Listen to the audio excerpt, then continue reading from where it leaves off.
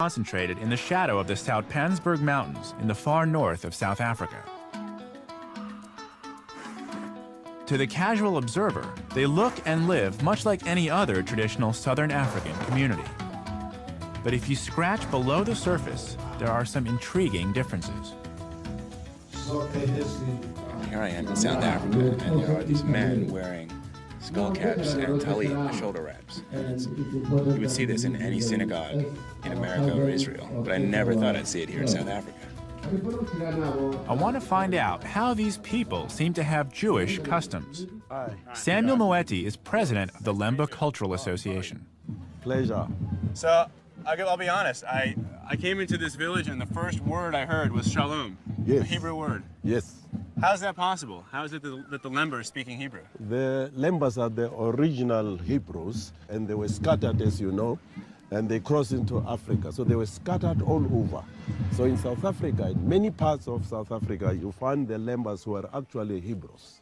Hebrew. So the Lembas claim to be descendants of ancient Israelites? Not claim, they are. They are? They are. Okay. We are the original African Hebrew. We are scattered all over. Can you give me a few examples of some of the Jewish Yes, traditions? we don't partake of pork. Okay. We don't mix milk with meat. It sounds to me like the Lemba have a unique culture surrounded by others who do not practice the same way. That is correct. We always believe that the Jewish people who live all over the world are our brothers because we come from the same root. Could it be that the Lemba are a lost tribe of Israel? To answer, perhaps the Lemba's oral history, handed down over the generations, can help us make a connection to the lost tribes of Israel. The Lemba's story goes like this. Thousands of years ago, they were forced out of Israel and settled in a place called Senna, which is believed to be the present-day Yemen. There, they lived as traders and craftsmen until war or natural disaster pushed them across the Red Sea and into Africa. Then began a slow migration south. Along the way, according to the Lemba, they built great stone cities. It's a claim that's fascinating. Himmler is convinced that Lemba ancestors did indeed come from the Middle East. I'm excited to get back to the Lemba to see what they make of this.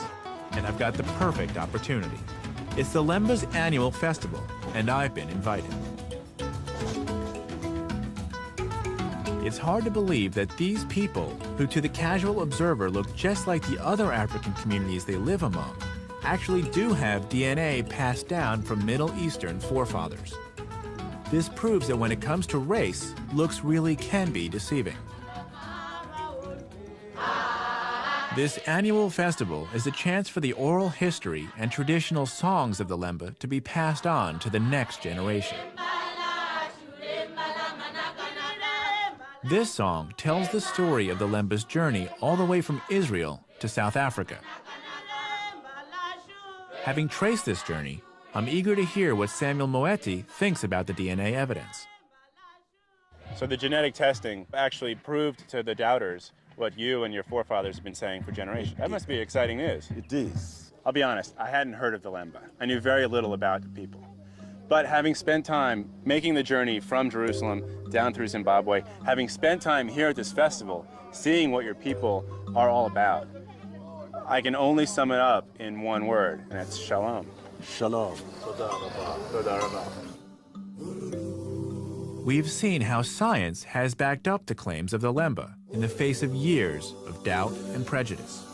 The archaeological clues, the DNA evidence, and the Lemba's own oral history add up to a very convincing argument. It reminds me that first impressions can often be misleading. It was hard to believe that a tribe of black Africans could be the descendants of ancient Israelites. But that's exactly what they appear to be. Brothers and sisters, they are there. We are not lost. We are scattered. We are original Hebrew.